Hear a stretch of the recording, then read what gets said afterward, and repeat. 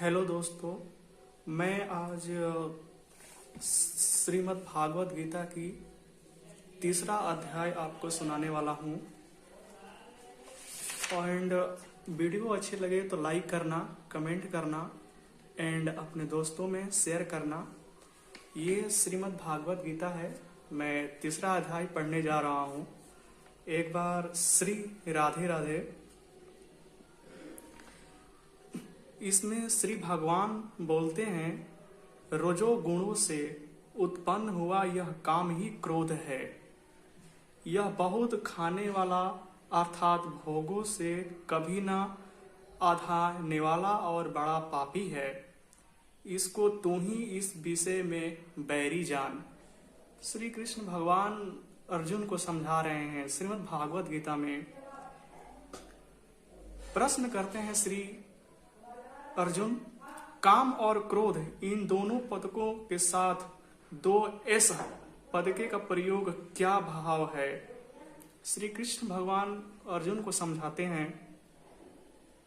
34वें श्लोक में यह बात कही गई थी कि प्रत्येक इंद्रियों को विषय में रहने वाले राग और द्वेष ही इस मनुष्य को लूटने वाले डाकू है।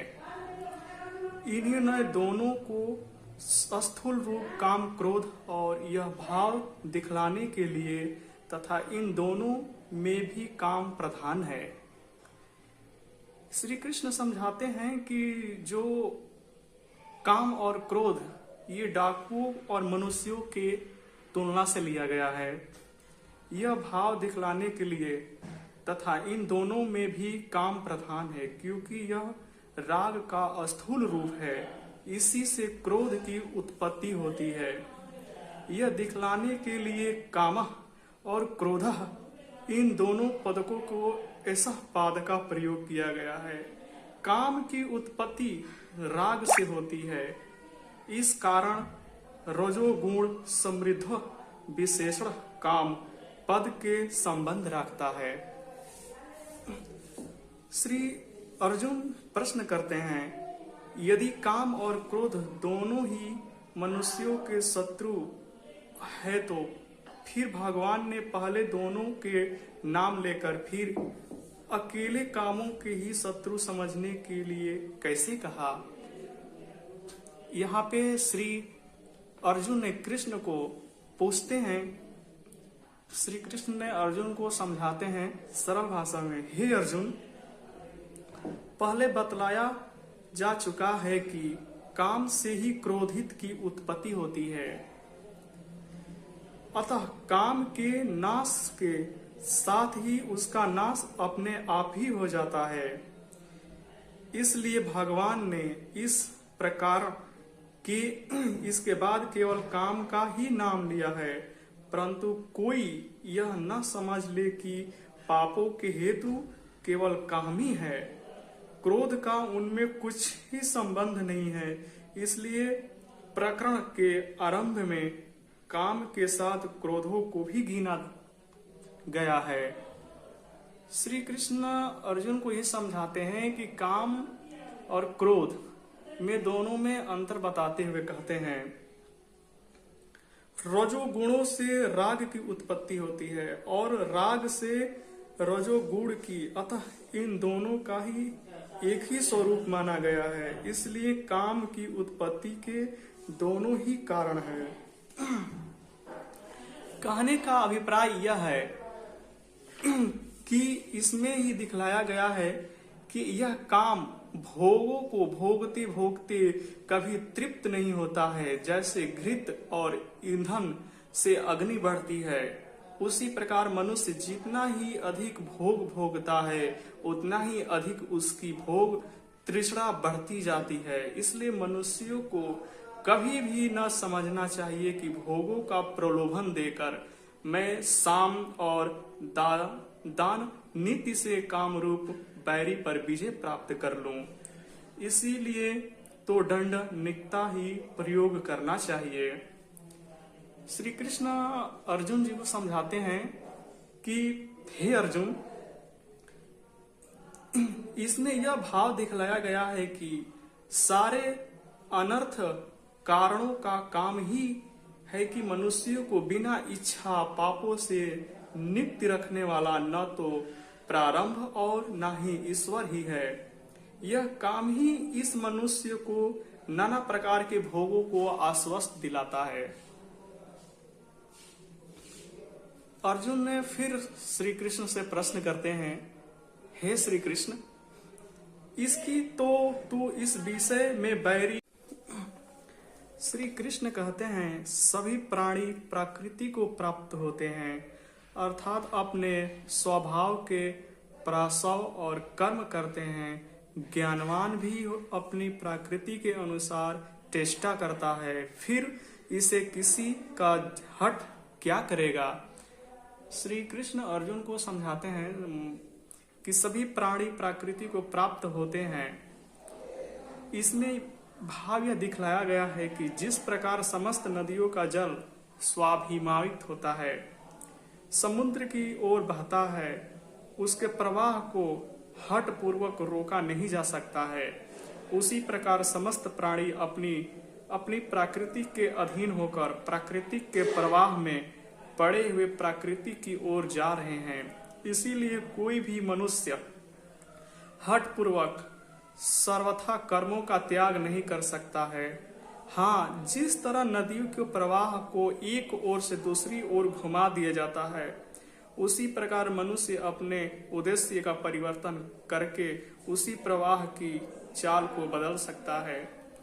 श्री कृष्ण अर्जुन को यहाँ पर ये समझाने की कोशिश करते हैं कि जो मनुष्य गलत रास्ते पे जाता है और वो चाहे तो धर्म पूर्वक ज्ञान पूर्वक उस व्यक्ति को समझाकर अधर्म की रास्ते से घुमा के धर्म की रास्ते की ओर पहुंच सकता है और अपने कर्मों को सद्गुण बनाकर अपने जीवन में भक्ति स्वभाव प्राप्त कर सकता है। प्राकृतिक शब्द का यह क्या अर्थ है? जन्म जन्मांतरण से किए हुए कर्मों के संस्कार जो स्वभाव के रूप में प्रकट होते हैं, उस स्वभाव का नाम प्राकृतिक है। फिर श्री कृष्ण अर्जुन को यह बताते हैं, ज्ञानी वस्तु ना तो कर्म संस्कारों से किसी प्रकार का कोई संबंध रहता है और ना वह किसी प्रकार की कोई क्रिया ही करता है, किंतु उसके अंत कारण से पूर्व चरित प्राबंध के संस्कार रहते हैं और इसी के अनुसार उसकी बुद्धि मन और इंद्रियों के प्रारंभ भोग और लोक संग्रह के लिए ही बना है। कर्ता के क्रिया हुआ करती है, इन्हीं क्रियाओं को लोक दृष्टि से ज्ञानी अध्यारोप करके कहा जाता है कि ज्ञानी भी अपनी प्रकृति के अनुसार चेष्टा करता है। ज्ञानी की क्रिया बिना कर्तापन के होने से रोग द्वेष और अहंता ममता सर्वथा शून्य होती है।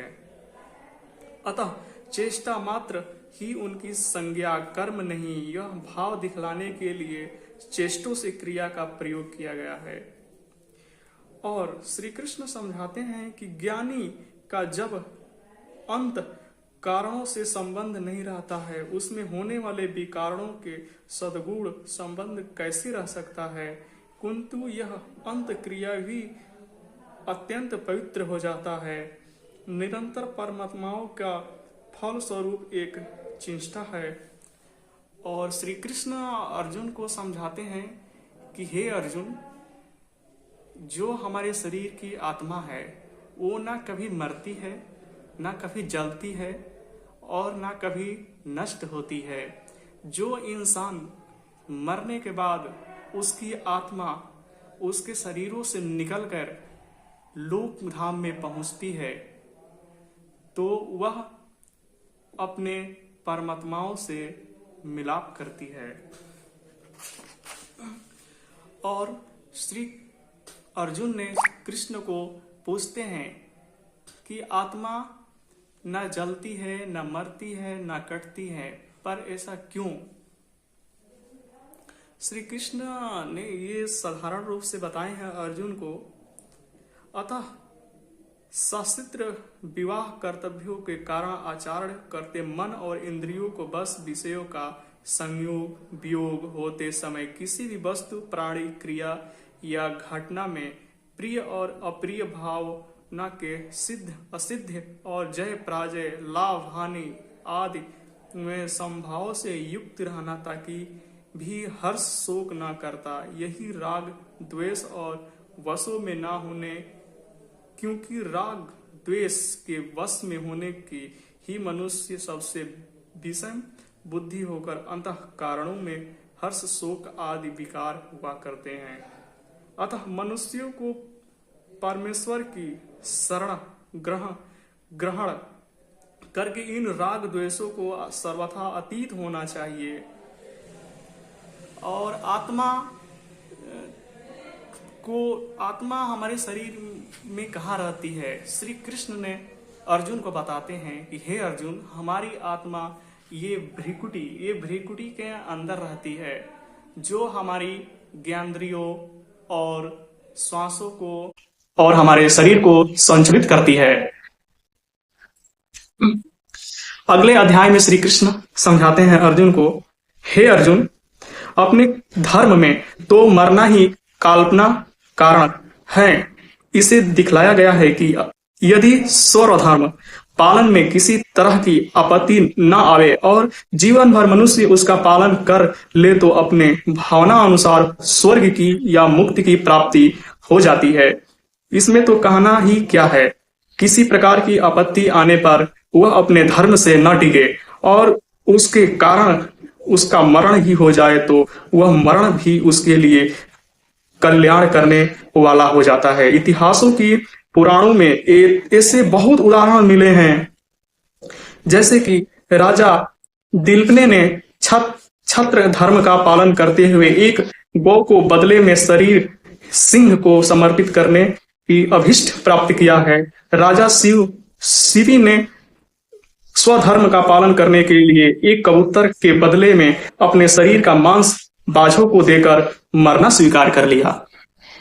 श्री कृष्ण यह समझाने की कोशिश करते हैं, किसी भी समय मनुष्य को धर्म को अपना अधिकार मानना चाहिए, अधर्म की मार्ग छोड़कर धर्म की ओर चलना चाहिए और किसी भी संकट में कोई भी व्यक्ति आए तो वो उसका रक्षा करना चाहिए।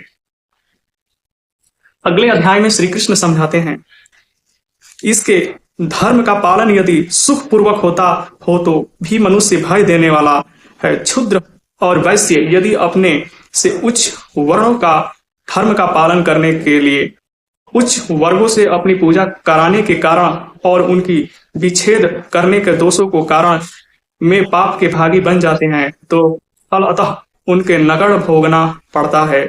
इसी प्रकार ब्राह्मण क्षत्रिय आदि अपने से ही वर्णों के धर्म और अवलंबन कर ले तो उसका ही वर्ण पतन हो जाता है। यहाँ श्री कृष्ण ने अर्जुन को समझाते हैं कि ये क्षुद्र और अक्षुद्र के अंतर समझाते हैं। आपातकालीन में दूसरों को वृत्ति से निर्वाह करने के लिए दूसरों की अवृत्ति छेदकों का पालन भी फल उन्हें भोगना पड़ता है। अतः धर्म और आश्रम का तथा अन्य शब्द धर्मों के विषय में समझ लेना चाहिए। अतः एवं किसी भी मनुष्य को अपने कल्याण के लिए परम धर्म ग्रहण करने की आवश्यकता नहीं है।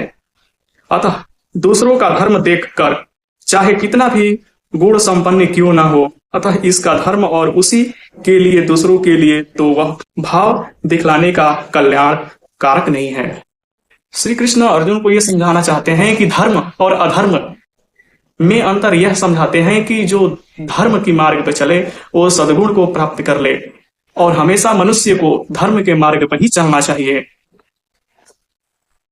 इसी समय और नेक्स्ट वीडियो में अगले अध्याय का वर्णन करेंगे और तब तक वीडियो को यहीं तक खत्म करते हैं और अच्छा लगे तो लाइक कमेंट और शेयर करिएगा अपने दोस्तों में। Shri Radhe, thank you.